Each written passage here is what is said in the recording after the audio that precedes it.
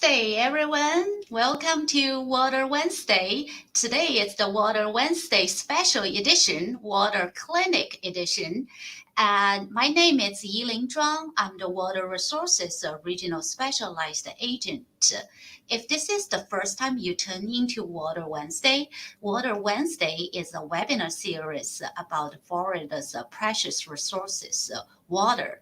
The other Wednesday, we will have this webinar format, or sometimes it's a Facebook Live format to give you a specific talk about Florida's water. And today, as I mentioned, it's a Water Wednesday special edition.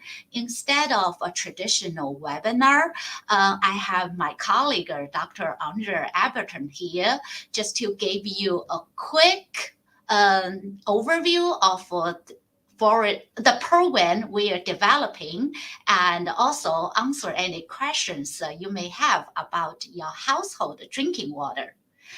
So now let's just get it started. So what Andre and I have been working on is the Florida Well Owner Network. So what is the Florida Well Owner Network? So this is an extension program.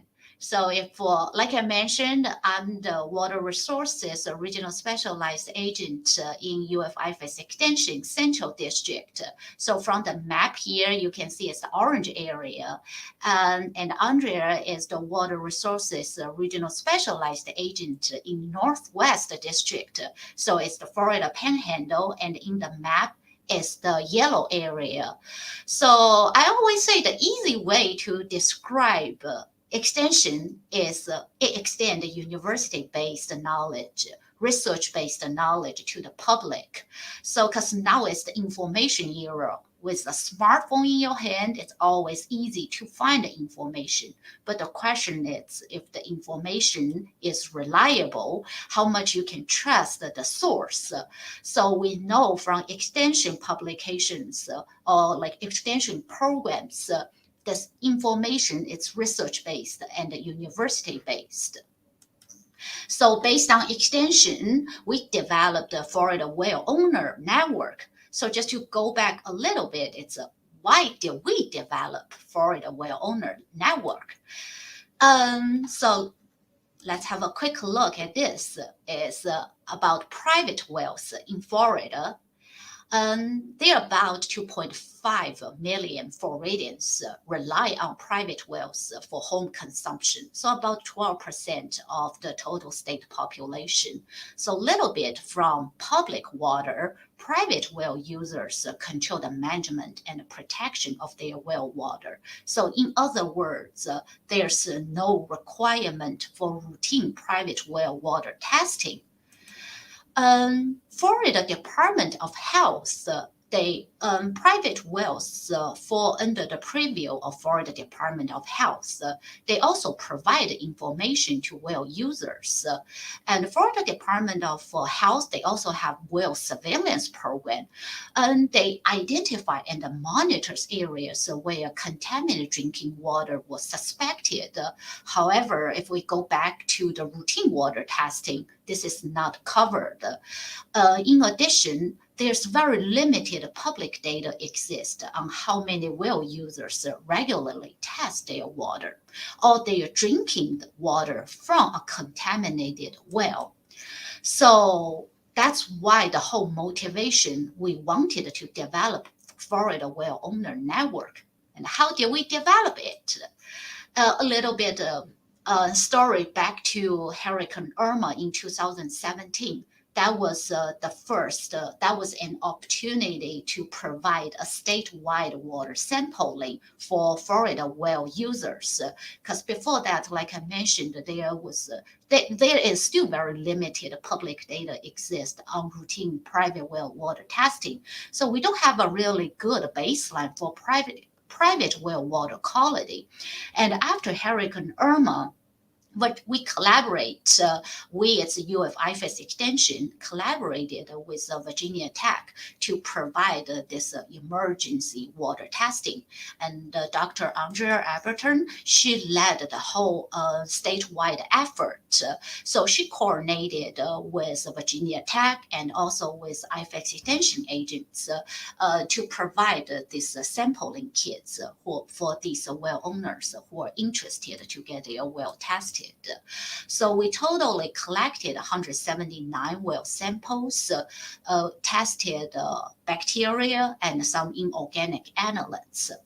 So what do we find here? It's we find bacterial contamination in well waters, and the average bacteria, like coliform bacteria contamination, is 38%, and 2% of the wells detected E. coli. And what's also very useful information we find from this statewide survey, it's well users, they are interested in the testing services. If they are provided with this opportunity again, they would love to have their well water tested again. And we also find useful information is about their comfort level with well operation and maintenance. And the majority of them, they do not feel comfortable managing their wells or where they can find the information about their wells.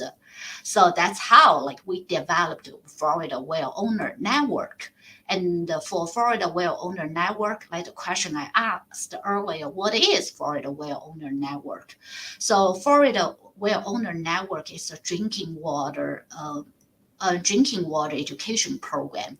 So we aim to educate residents about well water quality and quantity and the best practices to ensure well maintenance and groundwater protection. We also want to facilitate access to well water testing and provide information about treatment options if properly funded. Also, like I mentioned earlier, for the Department of Health and for the Department of Environmental Protection, they have their programs for some contaminated wells. So our goal is to also complement efforts provided by for the Department of Health and for the Department of Environmental Protection to increase awareness among Floridians about well management, septic system management, and also their drinking water quality. So just want to show you a case study we did in Marion County, Central Florida, North Central Florida County. So that was after Hurricane Irma, it find the bacteria contaminate in Marion County, it's 26%. Although the sample size is small, it was the only available baseline we had for private wells in Marion County. So that opportunity motivated this 2-year project funded by Florida Department of Health in Marion County to provide education to well owners, also to sample bacteria in well water. So during these 2 years, a total 371 people attended educational classes. 214 samples were collected and tested for bacteria. What we find was 18% of samples had bacteria contamination. So like I mentioned in the previous, after Hurricane Irma, that bacterial level was 26%. That was more like after the flooding event. And we know the regular condition, or more like a baseline private well bacteria contamination, is around 18% in Marion County. And also very useful information we find from this 2-year project is how people manage their wells and what are the major barriers. So first, about 2/3 of these well owners indicated they don't know that much about their well systems, including what type of well it is, the depth, the year the well was constructed. 65% of well owners had never tested their well water quality before this pilot started. 73% of them, they drink the tap water without any treatment. One thing I do want to emphasize here, it's not saying 73% of well owners are drinking contaminated wells. Just saying it just is a concern because they have never tested their water, so they don't know if that water is safe to drink. Meanwhile, they don't have any treatment also to ensure the water is safe to drink. Something also very interesting, it's because we know septic system and private wells are usually hand by hand. When you have a private well in your backyard, highly likely you also have a septic system in your front yard. So among these private well owners, 44% of them had never pumped their septic systems. Only 3% indicated they pump when problem exists. So after this pilot study, we move into a new era of the Florida Well Owner Network because it was right during the pandemic. So we switch all the in-person workshops to webinars. So here's the screenshot. You can see it's 2021 private well in the septic series. There are total 8 topics. And now we are also launching, which I will put in the chat box later, is we are launching our 2022 private well in the septic system series. We also did some hybrid classes in Hernando County and Suwannee County, similar to the pilot study in Marin County. So now it's looking forward. It's we want to seek more funding sources, so seeking more partnerships to provide this education and sampling service to more well owners, and also to create extension materials on private well and septic system, as well as develop a centralized website to house the materials, and also where we can advertise events. So especially for Florida well owners, when you search private well, so it's like one-stop shopping. You don't need to go on different sites to find the information you need. And also, it's we would like to hear from you. That's the main idea why we are here doing this water clinic edition, because we want to know what are of your interest.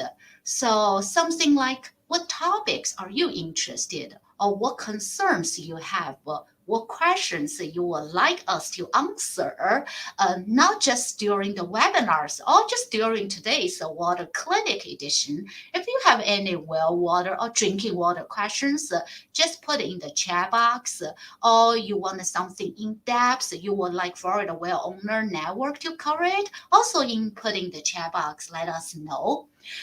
We also want to know what kind of format you want, in person, or it's webinars, because now a lot of people are getting used to webinars. It's just much easier to attend. You don't need to travel to the location, and you can watch the recording afterward.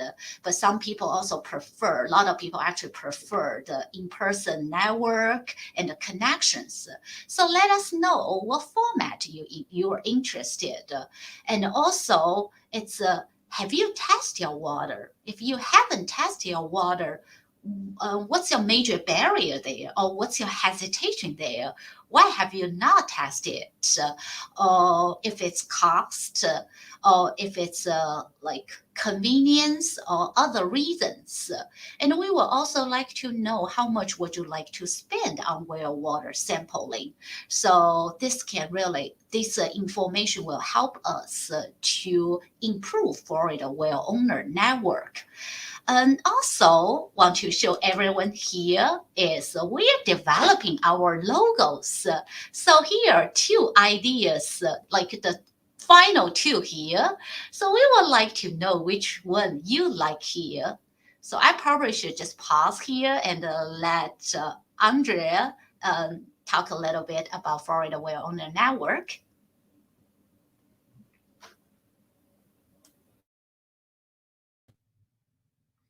Hi, everyone. Happy to be on today. And Elin, that was a really good summary of what we've been trying to do. As Elin said, really in this webinar space that she has created for us today, we would really like to hear from you, because as we're developing these programs, we want to ensure that we're developing materials and answering questions that you all have. And another major topic of interest is, if you have not ever tested your well water before, we'd like to understand why. Do you feel there isn't a need?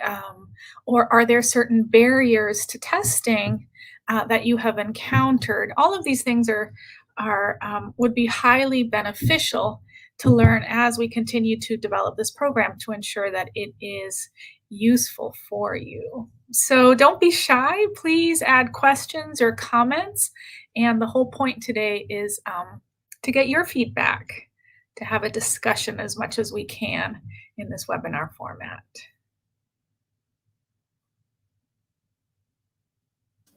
Yeah, I've been posting just in the chat box, just to let you know the upcoming webinar series. Like I mentioned, we are launching the 2022 septic and private well webinar series. So far, it's still covered the basics. We still want to answer any like specific questions you have, because the idea is just to address your questions. I do get a question a lot here is, because when it comes to water testing, is where can I get water tested? So, do you have any answers? Would you like to answer that question, Andrea? Oh, sure. Yes. So there are multiple ways to have your water tested depending on where you live and what your local county health department offers. The first place that we always recommend to go to is to go to your local health department, to call them. They have an environmental health section, and they usually either provide testing services. Most county offices offer at least bacteria testing. This includes total coliform bacteria and E. coli. So the majority of counties throughout the state do offer testing for that, and they will give you testing kits, as in bottles for you to collect your samples with instructions on how to take your sample, when to return it, etc. So we always recommend first find out from your local county health department what services they offer. Some larger counties will offer things like nitrate testing and lead testing. This tends to be a little bit more expensive than the bacterial testing, but some do offer more parameters to test. The other choice too is there are many commercial labs throughout the state of Florida that offer testing, and so there is a website. The Department of Health does have access, and Department of Environmental Protection, of a list of certified samples in your area. The health department can also point you to the closest certified labs in your area. So you have a few choices, and you can decide where you would like to have your water tested. If you ever have any issues or aren't sure, that's what Elin and I are also here for, and we can help you navigate that whole process.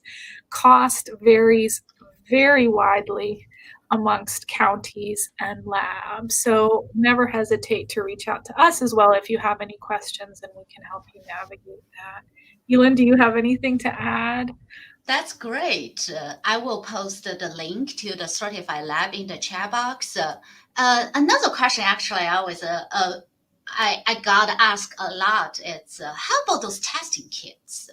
So it's like you can buy from home improvement store. Sometimes people use those testing kits for their aquarium. It worked well, but how can we use that for well water testing or just drinking water testing? I feel like I'm throwing question to you. Yeah, no, actually, this is one where it'd be great if you could talk about the little experiment that you did where you tested multiple kits and sort of the results that you got from that and what it showed, because I think that was really interesting. Oh, that's great. Thank you for reminding me. I forgot I should have put that in the slide. I can show you all later. Because I got this question a lot. It's like, how about those testing kits? And then I start searching online, like what kind of testing kits they have. Because I know for aquarium testing kits won't be good enough for drinking water. It's just the level is so different. So I find a bunch of drinking water testing kits, and some are just so comprehensive. So it's just like you only need to collect about even just 1 ml, like 1 milliliter of water, and it can do a bunch of testing. And the most, just like Andre just mentioned, you can do bacteria, you can do lead and nitrate. Some even offer copper, hydrogen sulfide, pH, hardness, nitrite. I forgot volatile organic compounds. So with that wide range and the cost like between $30 to $50. So I was very surprised. I wanted to find out how accurate these testing kits are. So what I did was I got 3 very highly rated testing kits, drinking water testing kits online. So like 5-star reviews with over 10,000 people purchased it. So I use these testing kits, collect water, test it, and also use a certified lab to verify the data, see what the certified lab said and what this testing kit said. So the bottom line was these testing kits, they're not sensitive enough to get accurate reading of these critical drinking water parameters.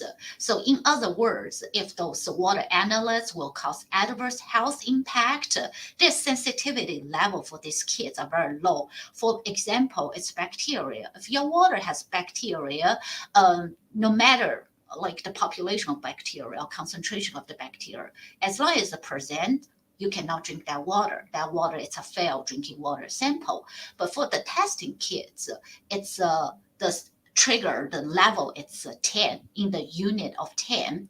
And another, I say the bottom line, these are not sensitive enough testing kits. They're based on color. So when it's based on color, it has a little bit like just a wiggle room for that. How everyone interpret that might be a little bit different. It's just like pH. We usually use the testing strips. It can maybe between these two categories. So for like bacteria, nitrate, and lead, they are not very sensitive. Well, however, when it comes to pH and hardness, again, it's not very accurate. Still a wide uncertainty, but since the hardness, because it's a calcium, measure the calcium in your water, so it's already high in water. Usually it's like 150 ppm, sometimes can be 200 ppm. Since the number is already high, so it's accurate, but with the uncertainty probably it's like 20% to 30%. So that's why we suggest when it comes to drinking water, use a certified lab to test it. And the particle, you can see the big difference. I'm not sure if you encounter, Andrew, I don't know if you encounter that someone knock on your door, want to test your water. Because I started, yeah, I've been hearing from my colleagues, these horticulture agents.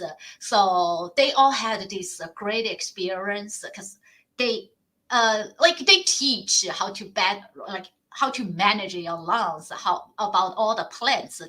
I usually call them they are plant nerds. So several of them, like they got knocked on the door, and these long maintenance salesperson just want to tell them like your lung is terrible, like it has this bug, that bug, which they cannot even tell what kind of turf grass is. So they had a lot of interesting encounters about that.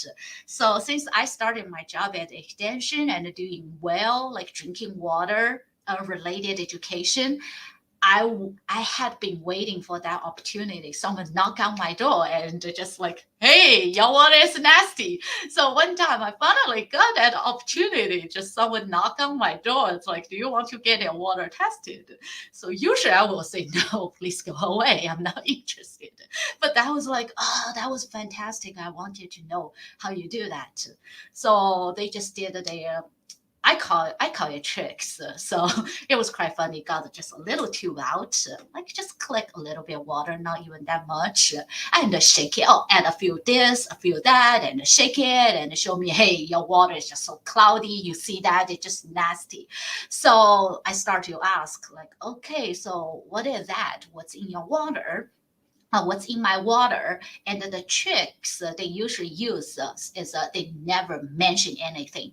So they don't mention any like water analytes. They never keep it technical. So they use the marketing or sales strategy, just like, you see, it's not clear.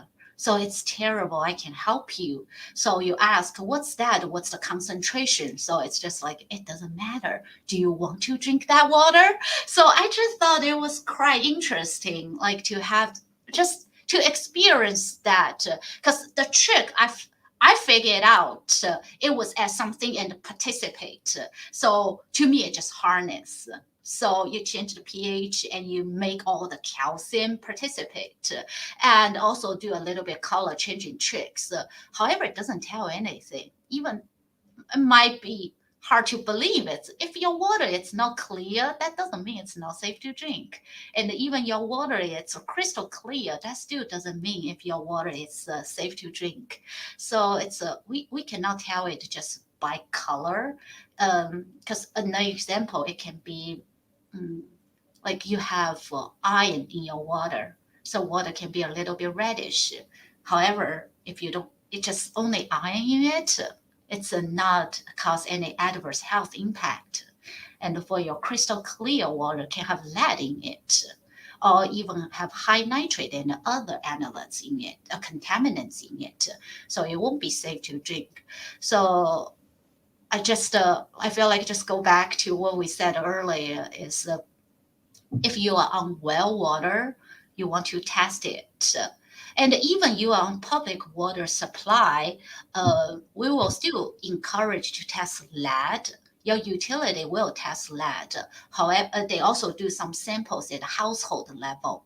But if you have lead in water or not, only depends on if you have any lead fixture. Like if we know from utility level the water doesn't contain lead, but when it comes to end users, if you have any lead source in your household, like the pipes, the fixtures, it can.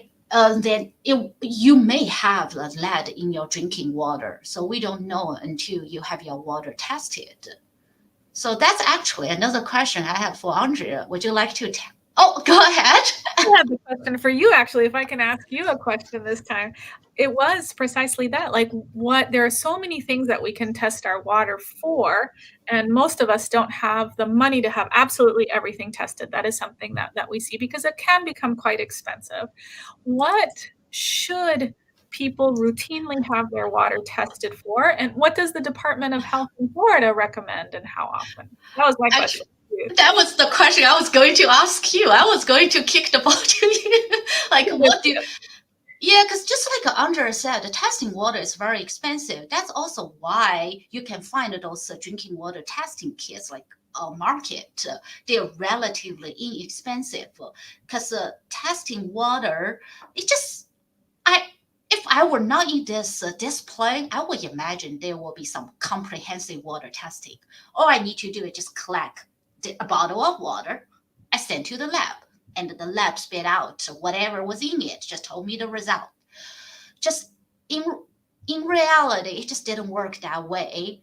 There is no comprehensive water testing. You need to know what you want to test or suspect what's in the water and take the water sample according to the procedure or protocol of that particular contaminant.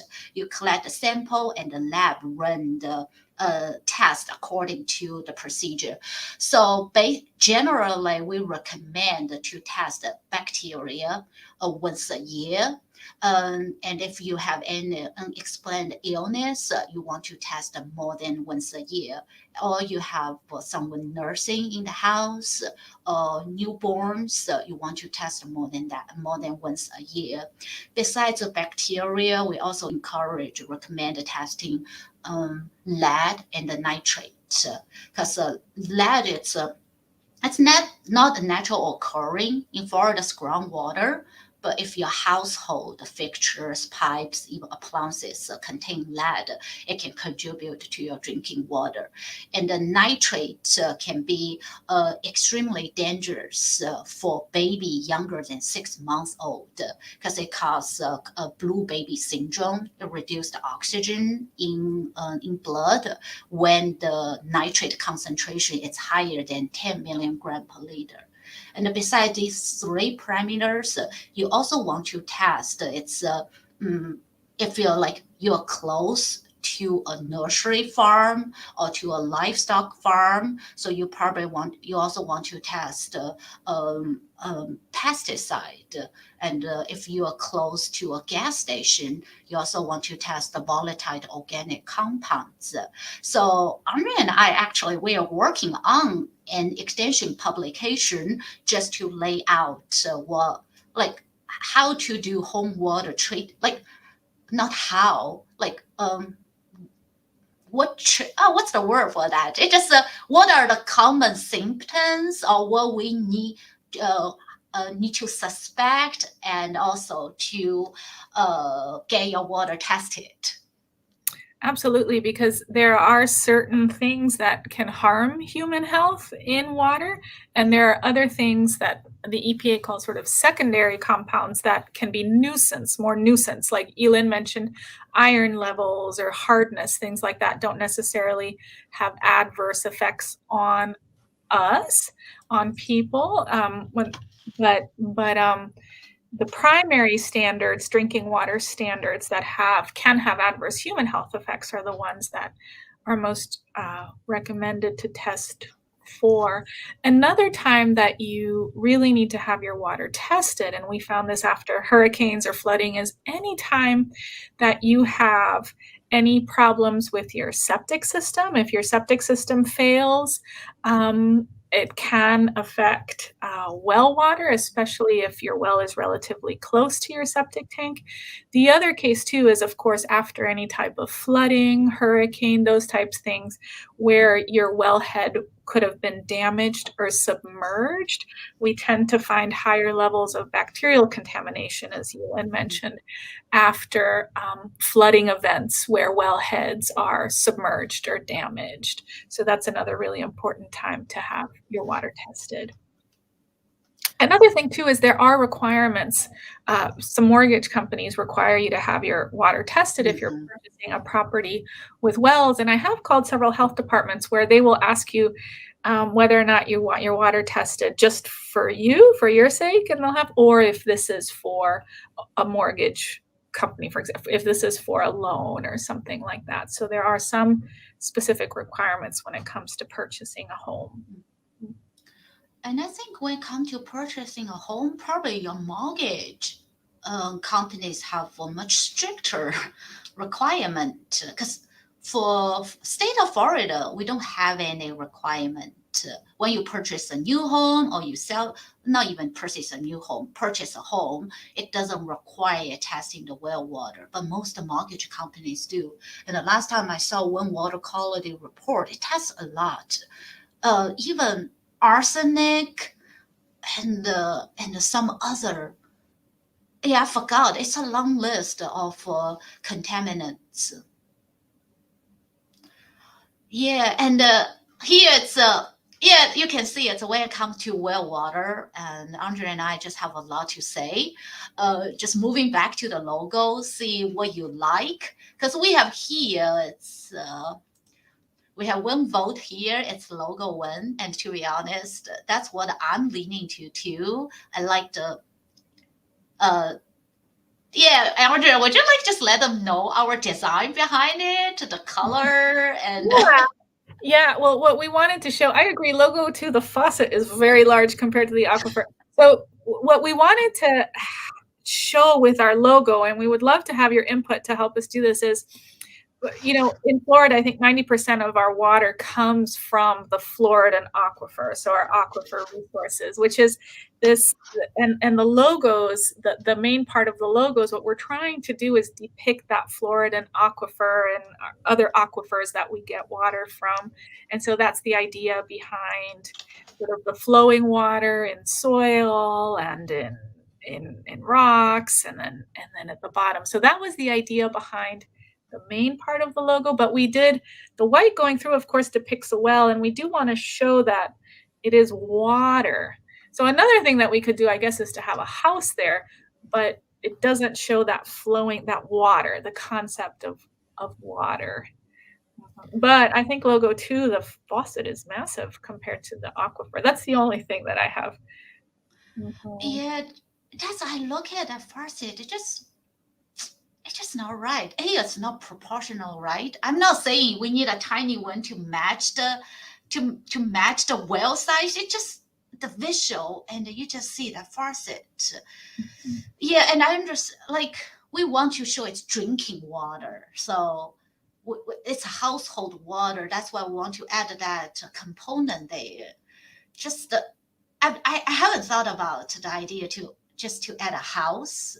I don't know how will that work. Like, yeah, it just didn't occur to me. Probably we can try that.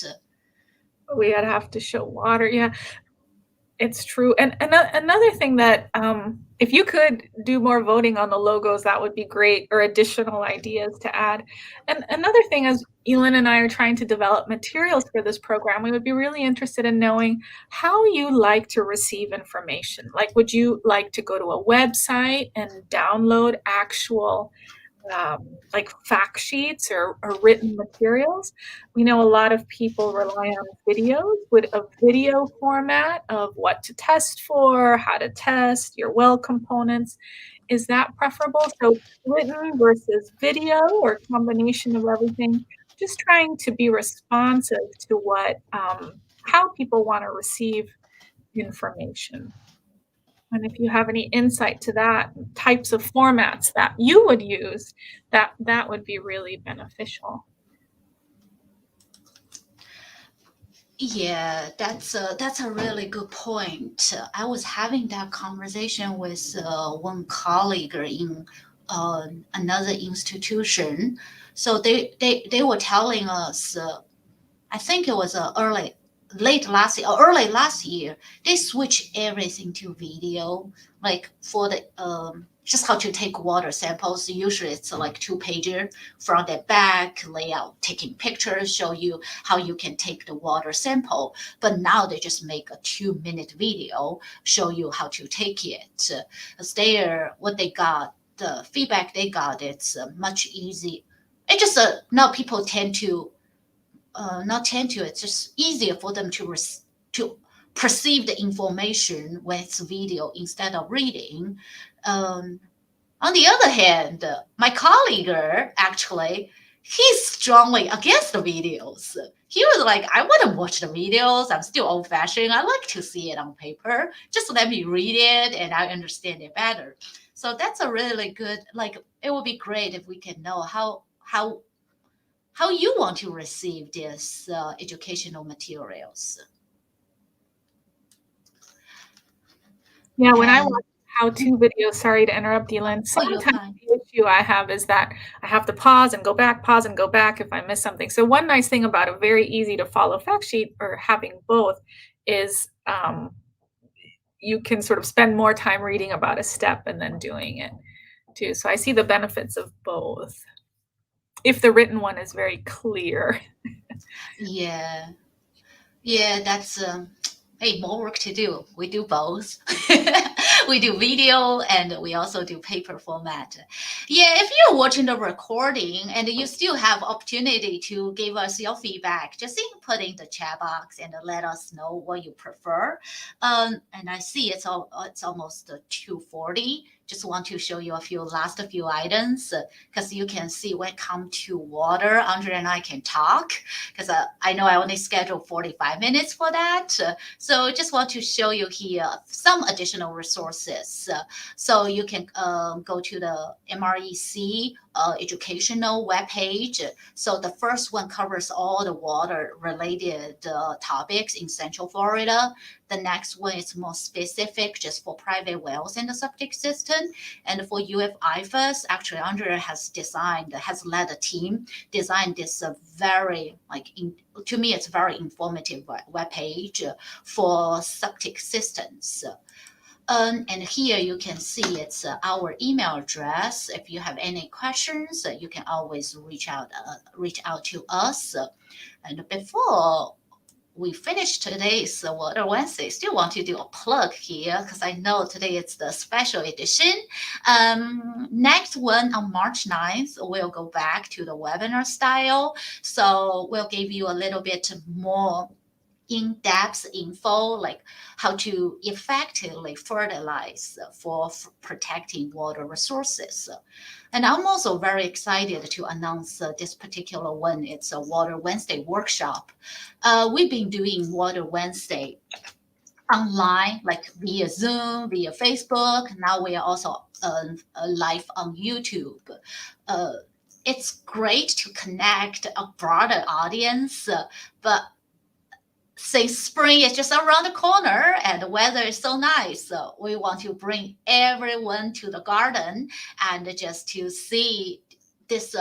I'm not sure if you have been to the Discovery Garden in Lake County. They have very pretty garden, and this Water Wednesday workshop, it will be in person. It will take place in this pretty garden, and we have different 8 stations to rotate and to show you how you can create your own Florida-friendly landscaping and also protect Florida's water resources.